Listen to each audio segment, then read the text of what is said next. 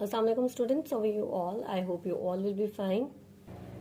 As you know, we are on chapter number 2 programming in C, and today we will discuss the topic high level languages.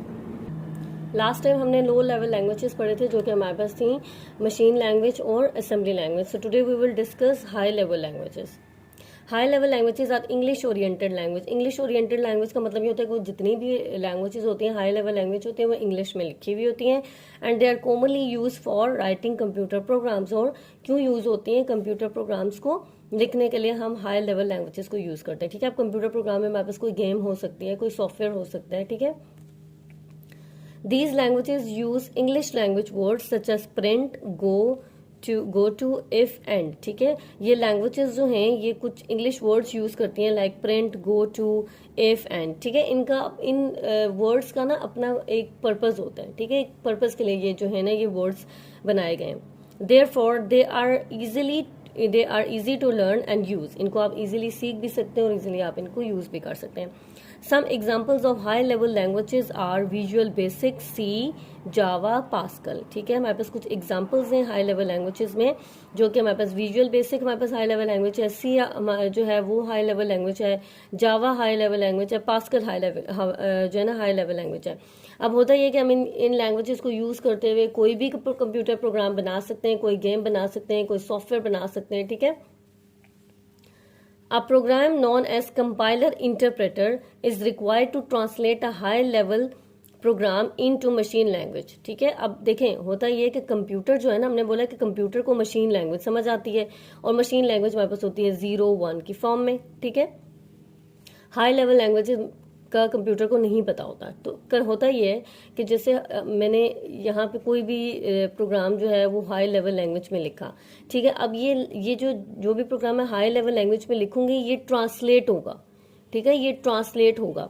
तो translate करने के लिए क्या चीज use होती है, या तो कंपाइलर होता है, कंपाइलर या इंटरप्रेटर हम यूज करते हैं. ठीक है, ये दोनों क्या होते हैं, ये दोनों बेसिकली ट्रांसलेटर होते हैं. ये ट्रांसलेटर इस हाई लेवल लैंग्वेज को मशीन लैंग्वेज में कन्वर्ट करते हैं. ठीक है, क्योंकि कंप्यूटर को ना मशीन लैंग्वेज समझ आती है. Coding and debugging of high level language program is much easier than the program written in low level languages. Coding and debugging मतलब आप कोई भी कोड लिख सकते हैं, आप उस कोड को चेक कर सकते हैं. डिबगिंग में हम क्या करते हैं, एरर्स चेक करते हैं. ठीक है, उन एरर्स को फिक्स करने की कोशिश करते हैं. ठीक है, तो वो बहुत इजी होता है. हाई लेवल लैंग्वेजेस में आप कोडिंग आराम से कर सकते हैं, आप डिबगिंग आराम से कर सकते हैं as compare to low level language में. High level language can be classified into procedural language, structured language, object oriented programming language. अब जो हाई लेवल लैंग्वेज होती हैं वो भी डिफरेंट कैटेगरीज में लाई करती हैं. कुछ प्रोसीजरल होती हैं, स्ट्रक्चर्ड होती हैं, ऑब्जेक्ट ओरिएंटेड प्रोग्रामिंग लैंग्वेजेस होती हैं. ठीक है, procedural languages.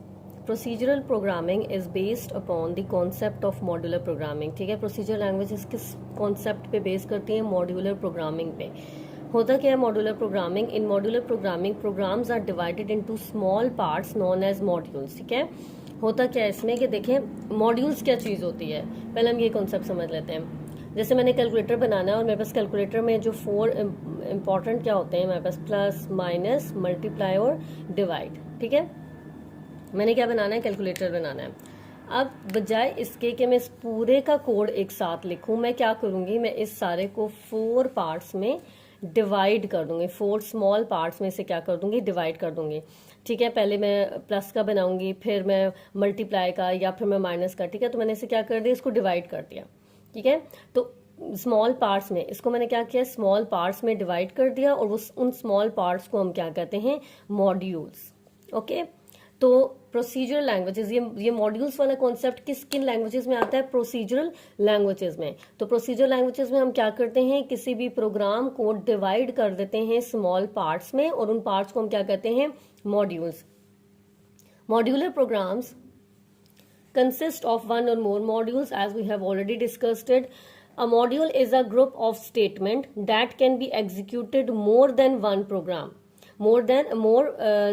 in a program.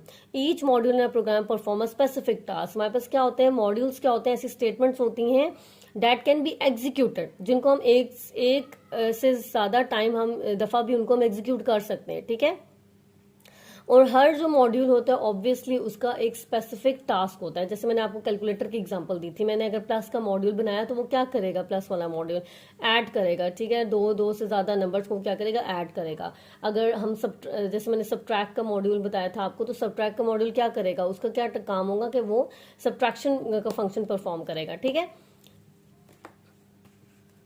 It is easy to design, modify and debug a program in a procedural language since it provide better programming facilities। आप क्या होता है इसमें कि हमारे प्रोसीजर लैंग्वेज में हमारे लिए ईजी हो जाता है ना, हमने एक बड़े से प्रोग्राम को स्मॉल पार्ट्स में डिवाइड कर दिया, स्मॉल पार्ट्स को डिवाइड करने के बाद हमने उसको जो है ना उसकी कोडिंग की और हर एक मॉड्यूल को हमने इंडिविजुअली उसको टेस्ट किया, उसको डिबग किया, ठीक है। तो ये इजी हो जाता है, हम किसी भी हमारे लिए डिजाइन करना इजी हो जाता है, हमारे लिए चेंजेस करना इजी हो जाता है, ठीक है। Some examples of procedural languages are Fortran, Pascal, C, Basic, ठीक है। कुछ जो हमारे पास प्रोसीजर लैंग्वेजेस होती हैं जिसमें हम मॉड्यूल बेस्ड वर्क कर सकते हैं, हमारे पास होती हैं Fortran, होती हैं Pascal, C और Basic, okay. Repetition loop, it means executing one or more statement a number of times until a condition is satisfied. Repetition is implemented in programs using statement such as for और while loops, ठीक है। हमारे पास repetition का मतलब होता है एक चीज को 10 टाइम्स 5 टाइम्स, जितने आपकी रिक्वायरमेंट हो उस टाइम पे उसको रिपीट करना, लूप लगाना, ठीक है। तो प्रोग्रामिंग में अगर हमें लूप लगाना हो तो हम इसके लिए for, while loop, do while loop लगा लेते हैं, ठीक है। तो इस तरह के लूप्स हम लगाते हैं ताकि जो भी प्रोग्राम हमने एग्जीक्यूट करवाना है वो जितने नंबर ऑफ टाइम्स हमने उसको एग्जीक्यूट करवाना है हम इजीली उसको जो है ना वो एग्जीक्यूट करवा सकें, ठीक है। नेक्स्ट हमारे पास है ऑब्जेक्ट ओरिएंटेड प्रोग्रामिंग लैंग्वेजेस, जिसको हम ऊप्स बोलते हैं। Object oriented programming OOPS refers to programming method that is based on objects such as student, vehicles, building। हम क्या करते हैं, हम ऑब्जेक्ट ओरिएंटेड में on the basis of object हम क्या कर लेते हैं, हम जो है वो उनको ऑब्जेक्ट्स की फॉर्म में जो है वो लिख लेते हैं। Object oriented programming languages produces a set of rules for defining and managing object। जैसे आपके पास ये जो ऑब्जेक्ट 3 बताए हुए इनको कैसे डिफाइन करना है, कैसे मैनेज करना है, ये आपको ऑब्जेक्ट ओरिएंटेड बताता है। And object can be considered a thing, object कोई भी थिंग हो सकती है, that can perform a set of activities, जो कोई ना कोई एक्टिविटीज परफॉर्म कर रही हूँ। जैसे हमारे पास the object vehicle can be defined as the object, object vehicle जो है वो किसको डिफाइन कर रहा है, ऑब्जेक्ट को। ऑब्जेक्ट क्या है हमारे पास यहाँ पे व्हीकल है, ठीक है। That has a number of wheels, अब व्हीकल में व्हील्स होते हैं, नंबर ऑफ डोर्स होते हैं, कितने नंबर ऑफ डोर्स हैं, क्या कलर है व्हीकल का, क्या कितनी नंबर ऑफ सीट्स हैं। The set of activities that can be performed on this object, अब इस पे क्या क्या, इस ऑब्जेक्ट पे क्या एक्टिविटीज परफॉर्म होंगी, steer, accelerate, brakes etcetera. Complicated and large computer programs are difficult to design, develop, maintain and debug. The concept of object-oriented programming solves these problems। ठीक है, अब क्या था कि जो कॉम्प्लेक्स प्रोजेक्ट थे, जो ज़्यादा जिनमें ज़्यादा हार्डवेयर की जरूरत थी, प्रोग्रामिंग थी, जिनके अंदर ज़्यादा काम था, लॉजिक ज़्यादा थी, तो उनको मैनेज करना, उस तरह के प्रोग्राम्स को मैनेज करना डिफिकल्ट था। इसलिए जो है ऑब्जेक्ट ओरिएंटेड जो है उसने इन प्रॉब्लम्स को सॉल्व किया। The most widely use object oriented programming languages, जो लोग यूज जहाँ पे यूज हो रही होती है ऑब्जेक्ट ओरिएंटेड प्रोग्रामिंग लैंग्वेजेस, वो क्या होता है, C++, C#, PHP and Java, ठीक है। तो आई होप आपको यहाँ तक हाई लेवल लैंग्वेजेस का कॉन्सेप्ट जो है वो आपने गेट कर लिया होगा। Thank you so much. Next हमारे पास structured language. Structured language consist of 3 fundamental elements, ठीक है। जो स्ट्रक्चर्ड लैंग्वेजेस होती हैं वो हमारे पास फर्दर जो हैं वो डिवाइड हुई हुई होती हैं, ठीक है। नंबर 1 हमारे पास क्या होती है, सीक्वेंस। सेकेंड इज सिलेक्शन,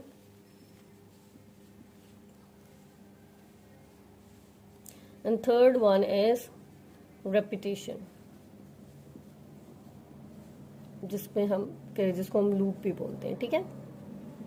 तो ये हमारे पास किसकी डिवीजन हुई होती है, स्ट्रक्चर्ड लैंग्वेज की, ठीक है। स्ट्रक्चर्ड लैंग्वेज हमारे पास 3 फंडामेंटल एलिमेंट्स पे जो है वो डिवाइड हुई होती है। Number 1 is sequence, number 2 is selection and third one is repetition. Sequence, it means writing program statement in a logical sequence, ठीक है। लाइक एडिशन हमारे पास होगा, एडिशन का अगर हम कोई प्रोग्राम लिख रहे हैं तो इसमें प्रॉपर हमें सीक्वेंस में काम करना है।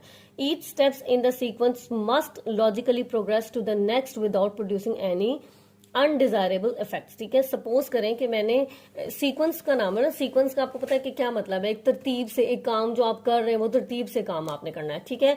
तो जैसे हम एडिशन का लिख रहे हैं, कोड लिख रहे हैं, हमने एडिशन का कोड लिखना है, ठीक है।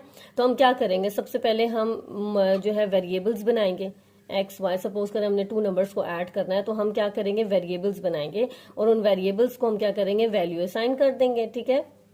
मैंने यहाँ पे 2 वेरिएबल्स लिखे और मैंने सीक्वेंस से काम किया। उसके बाद फिर वेरिएबल्स को वैल्यू असाइन कर दी और उसके बाद मैंने फॉर्मूला लिख दिया। तो z is equal to x plus y, sequence हो गया ना। मैंने उसको बता दिया कि x की वैल्यू 8 है, फिर y की वैल्यू बताई और फिर उसको फॉर्मूला बताया कि जो 8 और 9 को प्लस करके जो भी आंसर आएगा वो किस में स्टोर हो जाएगा, z में, ठीक है। तो ये एक सीक्वेंस से आपने किसी भी प्रोग्राम की स्टेटमेंट को लिखना होता है। Next is selection. It allow the selection of any number from the statement based on the result of evaluation of a condition which may be true or false. Examples of statement that implement selection in programming are if, else if and switch statements होती हैं। selection statement हमारे पास base करती हैं condition पे, ठीक है। ये चीज याद रखिएगा, जो सिलेक्शन स्टेटमेंट्स होती हैं वो हमारे पास कंडीशन पे बेस करती हैं। उसमें आपके पास जो है कंडीशन या तो वो ट्रू होती है या कंडीशन फॉल्स होती है, ठीक है। तो वो उसमें से चेक करता है जो भी उसकी रिक्वायरमेंट होती है उसके अकॉर्डिंग। अगर कंडीशन ट्रू है तो वो आपको ट्रू प्रिंट करके दे देगा, कंडीशन फॉल्स है तो वो फॉल्स प्रिंट करके दे देगा, ठीक है। सिलेक्ट करना मतलब 10 चीजें, 10 में से कोई सी एक चीज सिलेक्ट करना, ठीक है।